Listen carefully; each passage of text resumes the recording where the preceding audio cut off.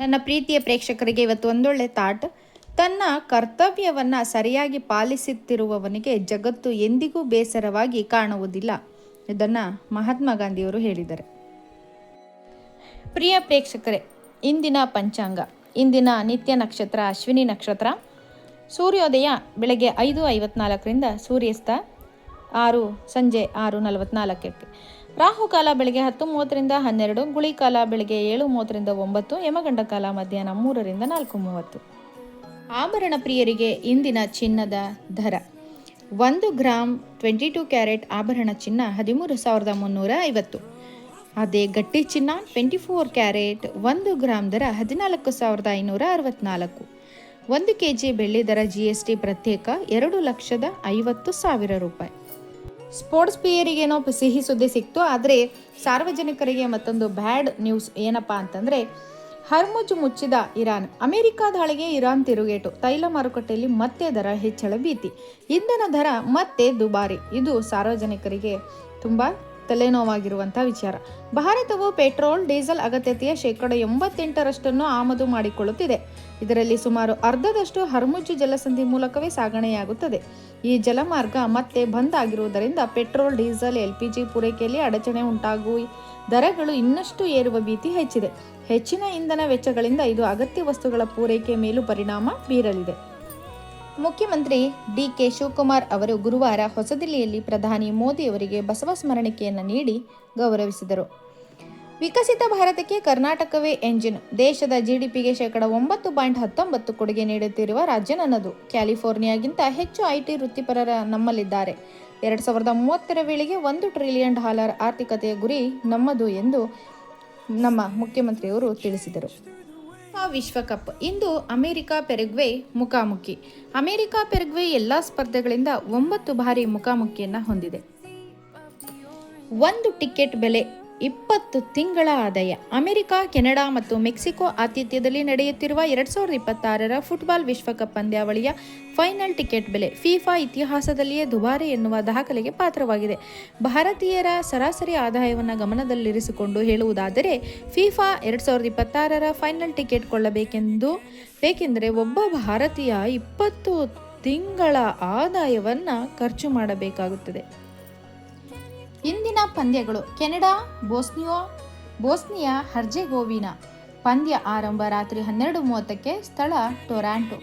America versus Paraguay. ಪಂದ್ಯ ಆರಂಭ ಬೆಳಗ್ಗೆ 6:30ಕ್ಕೆ, ಸ್ಥಳ ಲಾಸ್ ಏಂಜಲೀಸ್. ನೇರ ಪ್ರಸಾರ ಯುನೈಟೆಡ್ 8 ಸ್ಪೋರ್ಟ್ಸ್ ನೆಟ್ವರ್ಕ್ನಲ್ಲಿ. ಸ್ಪೋರ್ಟ್ಸ್ ಪ್ರಿಯರಿಗೆ ಮತ್ತೊಂದು ಸಿಹಿ ಸುದ್ದಿ: ಆಂಗ್ಲರ ನಾಡಲ್ಲಿ ಮತ್ತೆ T20 ವಿಶ್ವಕಪ್ ಸಂಭ್ರಮ. ಇಂದಿನಿಂದ ಜುಲೈ 5ರವರೆಗೆ ಮಹಿಳಾ T20 ವಿಶ್ವಕಪ್ ಸಮರ. ಜಗತ್ತಿನಾದ್ಯಂತ ಫಿಫಾ ವಿಶ್ವಕಪ್ ಫುಟ್ಬಾಲ್ ಫೀವರ್ ಆವರಿಸಿರುವ ಮಧ್ಯೆಯೇ ಇಂಗ್ಲೆಂಡ್ ನೆಲದಲ್ಲಿ ಮಹಿಳೆಯರ T20 ವಿಶ್ವಕಪ್ ಕೂಡ ಆಯೋಜನೆಗೊಂಡಿದೆ. ಜೂನ್ 12ರಿಂದ ಜುಲೈ 5ರವರೆಗೆ ನಡೆಯಲಿರುವ 10ನೇ ಆವೃತ್ತಿಯಲ್ಲಿ ಒಟ್ಟು 12 ತಂಡಗಳು ಪ್ರಶಸ್ತಿಗಾಗಿ ಹೋರಾಟ ನಡೆಸಲಿವೆ. ಪ್ರಶಸ್ತಿಯ ಮೊತ್ತ 21.8 ಕೋಟಿ. ಚಾಂಪಿಯನ್ ತಂಡಕ್ಕೆ ಸಿಗುವ ಒಟ್ಟು ಬಹುಮಾನ ಮೊತ್ತ. ರನ್ನರ್ ಅಪ್ ತಂಡಕ್ಕೆ 10 ಕೋಟಿ ದೊರೆಯುವ ಒಟ್ಟು ಬಹುಮಾನದ ಮೊತ್ತ. ನೋಡಿ, ಹೆಣ್ಮಕ್ಳಿಗೆ ಇಲ್ಲೊಂದು ಖುಷಿ ವಿಚಾರ ಇದೆ. ಏನಪ್ಪ ಅಂತಂದರೆ, ಗೃಹಿಣಿಯ ಕೆಲಸ 30,000 ರು ವೇತನಕ್ಕೆ ಸಮ ಅಂಥೇಳಿ ಸುಪ್ರೀಂ ಕೋರ್ಟು ತೀರ್ಪನ್ನು ನೀಡಿದೆ. ಜೊತೆಗೆ ಅವರು ಗೃಹಿಣಿ ಅನ್ನೋ ಪದವನ್ನು ಇನ್ನು ಮುಂದೆ ಗೃಹಿಣಿ ಅಂತ ಬಳಸ್ದೇನೆ ರಾಷ್ಟ್ರ ನಿರ್ಮಾಣಕಾರರು ಅಂಥೇಳಿ ಗುರುತಿಸಬೇಕು ಅಂತೇಳ್ಬಿಟ್ಟು ಶರಾವನ್ನು ಬರೆದಿದ್ದಾರೆ.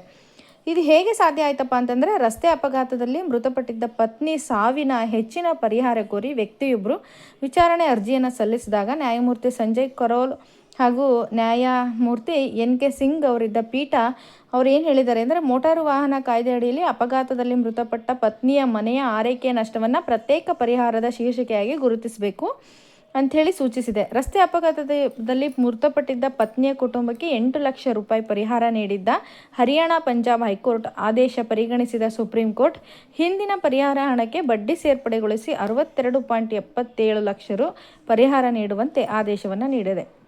ಇದು ಒಂದು ರೀತಿ ಖುಷಿ ವಿಚಾರ ಅಲ್ವಾ? ಈಗ ತಾನೇ ಗದ್ದುಗೆಯನ್ನೇರಿ ಮುಖ್ಯಮಂತ್ರಿಯ ಪಟ್ಟವನ್ನು ಅಲಂಕರಿಸಿದ DK ಶಿವಕುಮಾರ್ ಅವರು ವಿದ್ಯಾರ್ಥಿಗಳಿಗೆ ಒಂದು ಖುಷಿ ವಿಚಾರವನ್ನು ಹೇಳಿದರು. ಉಚಿತ ಬಸ್ ಪಾಸನ್ನು ಕೊಡ್ತೀವಿ ಅಂತ ಹೇಳಿಬಿಟ್ಟು ಉಚಿತ ಬಸ್ ಪಾಸ್ ನೀಡೋ ಯೋಜನೆಗೆ ಚಾಲನೆ ನೀಡಲು ಸಾರಿಗೆ ಇಲಾಖೆಯಿಂದ ಆದೇಶವನ್ನು ಹೊರಡಿಸಿದ್ದಾರೆ. ಜೊತೆಗೆ ಪಾಸ್ ಸಂಬಂಧ ವಿದ್ಯಾರ್ಥಿಗಳು ಈಗಾಗಲೇ ಪಾವತಿಸಿರುವ ಹಣವನ್ನು 15 ದಿನದಲ್ಲಿ ವಾಪಸ್ ಮಾಡುವುದಾಗಿ ತಿಳಿಸಿದ್ದಾರೆ. ಅಂದರೆ ಈ ಬಗ್ಗೆ ಪ್ರತಿಕ್ರಿಯಿಸಿರುವ ಸಾರಿಗೆ ಸಚಿವ ಭೈರತಿ ಸುರೇಶ್ ಅವರು, ಇದೇ ಮೊದಲ ಬಾರಿಗೆ ವಿದ್ಯಾರ್ಥಿಗಳಿಗೆ ಉಚಿತ ಬಸ್ ಪಾಸ್ ನೀಡಲಾಗುತ್ತಿದೆ. ಇದು ಕಾಂಗ್ರೆಸ್ ಸರ್ಕಾರದ ಮತ್ತೊಂದು ಐತಿಹಾಸಿಕ ಗ್ಯಾರಂಟಿಯಾಗಿದೆ. ಇದುವರೆಗೆ ವಿದ್ಯಾರ್ಥಿನಿಯರಿಗೆ ಮಾತ್ರ ಉಚಿತ ಬಸ್ ಪಾಸ್ ಸೌಲಭ್ಯವಿತ್ತು. ಈಗಾಗಲೇ ಹಣ ಪಾವತಿಸಿ ಪಾಸ್ ತೆಗೆದುಕೊಂಡ ವಿದ್ಯಾರ್ಥಿಗಳಿಗೆ ಈ ಮೊತ್ತವನ್ನು ವಾಪಸ್ ನೀಡಲಾಗುವುದು ಎಂದು ಅವರು ತಿಳಿಸಿದರು. ಕರಾವಳಿ ಮಹಿಳೆಯರಿಗೆ ಇಲ್ಲೊಂದು ಸಿಹಿ ಸುದ್ದಿ ಇದೆ. ಕಥಾ ಸ್ಪರ್ಧೆಯನ್ನು ಆಯೋಜಿಸಲಾಗಿದೆ. ಕುಂದಾಪುರ ಸುರಗಂಗಾ ಕಲಾ ಸಾಹಿತ್ಯ ಮಹಿಳಾ ವೇದಿಕೆಯು 2026ನೇ ಸಾಲಿನ ಕರಾವಳಿ ಮಹಿಳಾ ಕಥಾ ಸ್ಪರ್ಧೆಯನ್ನು ಹಮ್ಮಿಕೊಂಡಿದೆ. ಉಡುಪಿ, ದಕ್ಷಿಣ ಕನ್ನಡ, ಉತ್ತರ ಕನ್ನಡ ಹಾಗೂ ಕಾಸರಗೋಡು ಮಹಿಳೆಯರಿಗಾಗಿ ಈ ವಿಶೇಷ ಸ್ಪರ್ಧೆಯನ್ನು ಆಯೋಜಿಸಲಾಗಿದ್ದು, ಈ ಜಿಲ್ಲೆಗಳಲ್ಲಿ ಪ್ರಸ್ತುತ ಬೇರೆಡೆ ನೆಲೆಸಿರುವ ಹಾಗೂ ಜನಿಸಿ ಪ್ರಸ್ತುತ ಈ ಜಿಲ್ಲೆಗಳಲ್ಲಿ ವಾಸಿಸುತ್ತಿರುವ ಮಹಿಳೆಯರೂ ಸಹ ಈ ಸ್ಪರ್ಧೆಯಲ್ಲಿ ಭಾಗವಹಿಸಬಹುದಾಗಿದೆ. ಇದನ್ನು ಉಪಯೋಗವನ್ನು ಪಡ್ಕೋಬಹುದು. 1000 ಪದಗಳಿಗೆ ಮಿತಿಗೊಳಿಸಬೇಕು. ಕಥಾವಸ್ತು ಮಹಿಳಾ ಪರ ಚಿಂತನೆಯನ್ನು ಒಳಗೊಂಡಿದ್ದು, ನುಡಿ, ಬರಹ ಅಥವಾ ತುಂಗ ತಂತ್ರಾಂಶದಲ್ಲಿ ಟೈಪ್ ಮಾಡಿ ಆಧಾರ್ ಕಾರ್ಡ್ ಪ್ರತಿಯೊಂದಿಗೆ ಜುಲೈ 7 ಸಂಜೆ ಒಳಗೆ ಈ ಇಮೇಲ್ಗೆ ಕಳುಹಿಸುವಂತೆ ಸುರಗಂಗಾ ವೇದಿಕೆ ತಿಳಿಸಿದೆ.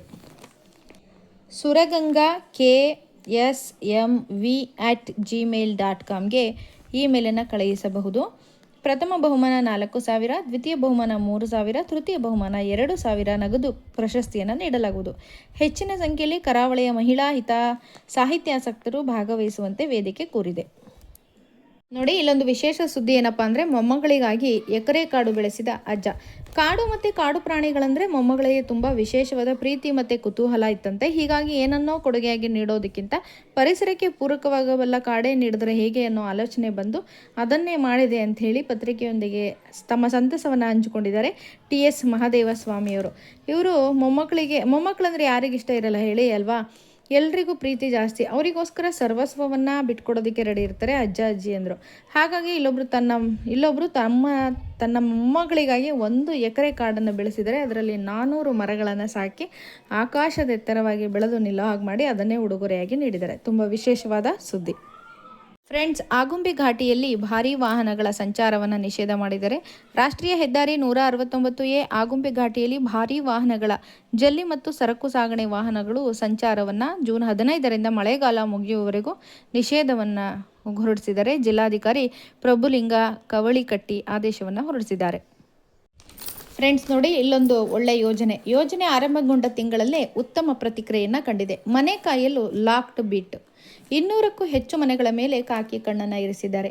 ಮಾಹಿತಿ ನೀಡೋದು ಹೇಗಪ್ಪ ಅಂತಂದರೆ, ಲಾಕ್ಡ್ ಬೀಟ್ ಸಿಸ್ಟಮ್ನ ಮೊಬೈಲ್ ಸಂಖ್ಯೆ 8277982901ಗೆ ವಾಟ್ಸಪ್ನಲ್ಲಿ ಹಾಯ್ ಅಂತ ಸಂದೇಶವನ್ನು ಕಳಿಸಬೇಕು. ಅಲ್ಲಿಂದ ಪ್ರತಿಕ್ರಿಯೆ ಬಂದ ಬಳಿಕ ಪೂರಕ ಮಾಹಿತಿಯನ್ನು ನೀಡಬೇಕು. ಹೆಸರು, ದೂರವಾಣಿ ಸಂಖ್ಯೆಯನ್ನು ಕಳುಹಿಸಿದರೆ ಮನೆಯಿಂದ ಹೊರಹೋಗುವ ದಿನಾಂಕ, ಮರಳಿ ಬರುವ ದಿನಾಂಕವನ್ನು ತಿಳಿಸಬೇಕು. ಮನೆಯ ಲೊಕೇಶನ್ ಹಾಗೂ ಮನೆ ಮುಂದೆ ನಿಂತಿರೋ ಸೆಲ್ಫಿಯನ್ನು ಅವರಿಗೆ ಕಳಿಸಬೇಕು. ಹೀಗೆ ಬೇರೆ ಊರಿಗೆ ತೆರಳಬೇಕಾದ್ರೆ ಮನೆ ಮಾಲೀಕರು ಕನಿಷ್ಠ 1 ದಿನ ಮುಂಚೆ ವಾಟ್ಸಪ್ ಸಂಖ್ಯೆ 8277982901ಗೆ ಸಂದೇಶವನ್ನು ಕಳಿಸಿದರೆ ಬೀಟ್ ವೇಳೆ ಸಿಬ್ಬಂದಿ ಅಂತಹ ಮನೆಗಳ ಮೇಲೆ ವಿಶೇಷವನ್ನು ಗಮನ ಹರಿಸ್ತಾರೆ. ಪ್ರಸ್ತುತ ಪೊಲೀಸ್ ಇಲಾಖೆ ಈ ಕ್ರಮಕ್ಕೆ ಸಾರ್ವಜನಿಕರಿಂದ ಸಕಾರಾತ್ಮಕ ಪ್ರತಿಕ್ರಿಯೆಯನ್ನು ವ್ಯಕ್ತಪಡಿಸಿದೆ. ಫ್ರೆಂಡ್ಸ್, ಯುದ್ಧದ ವಿಚಾರಕ್ಕೆ ಬಂದರೆ ಇರಾನ್ ಧ್ವಂಸ, ಟ್ರಂಪ್ ಗುಡುಗು, ತೈಲ ನಿಕ್ಷೇಪ ಮಾರುಕಟ್ಟೆ ಮೇಲೆ ಹಿಡಿತ ಸಾಧಿಸುವೆವು. ಟ್ರೂತ್ನಲ್ಲಿ ಅಮೆರಿಕ ಅಧ್ಯಕ್ಷರ ಘೋಷಣೆ. ಕಾರ್ಗ್ ಮೇಲೇಕೆ ಕಣ್ಣು. ಇರಾನ್ ಆರ್ಥಿಕ ಜೀವನಾಡಿಯಾದ ಕಾರ್ಗ್ ದ್ವೀಪ ತೈಲ ಮಾರುಕಟ್ಟೆಯ ಪ್ರಮುಖ ಕೇಂದ್ರ ಬಿಂದು. ಪ್ರತಿನಿತ್ಯ 20 ಲಕ್ಷ ಬ್ಯಾರೆಲ್ ತೈಲ ಇಲ್ಲಿಂದ ರಫ್ತಾಗುತ್ತದೆ.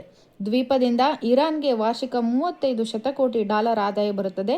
ಇರಾನ್ ಆರ್ಥಿಕ ಬಲ ಕುಗ್ಗಿಸಲು ಕಾರ್ಗ್ ದ್ವೀಪ ವಶಪಡಿಸಿಕೊಳ್ಳುವುದು ಅಮೆರಿಕದ ಉದ್ದೇಶವಾಗಿದೆ. ಇದು ಮುಗಿದೇ ಇರೋ ಕಥೆಯಾಗಿದೆ. 3 ದಿನಗಳಲ್ಲಿ 3 ದಾಳಿಯಾಗಿದೆ. ಮುರಿದು ಬಿದ್ದ ಕದನ ವಿರಾಮ. ನಿಲ್ಲದ TMC ಬಂಡಾಯ ಬೇಗುದಿ. ನಾವು ಬೇಕೋ ಸೋದರಳಿಯ ಬೇಕೋ. ಮಮತಾಗೆ ಹಿರಿಯ ನಾಯಕರ ಸವಾಲು. ಮತ್ತೊಬ್ಬ ರಾಜ್ಯಸಭಾ ಸದಸ್ಯ ರಾಜೀನಾಮೆ. ಫ್ರೆಂಡ್ಸ್, ಸಿನಿಮಾ ಸುದ್ದಿಗೆ ಬಂದರೆ, ಸುದೀಪ್ ಅಭಿನಯದ ಅನೂಪ್ ಭಂಡಾರಿ ನಿರ್ದೇಶನದ ಬಿಲ್ಲರಂಗ ಭಾಷಾ ಸಿನಿಮಾ ತಂಡ ಇದೇ ಜೂನ್ 26ರಿಂದ ಮತ್ತೆ ಶೂಟಿಂಗ್ ಆರಂಭವಾಗಲಿದೆ.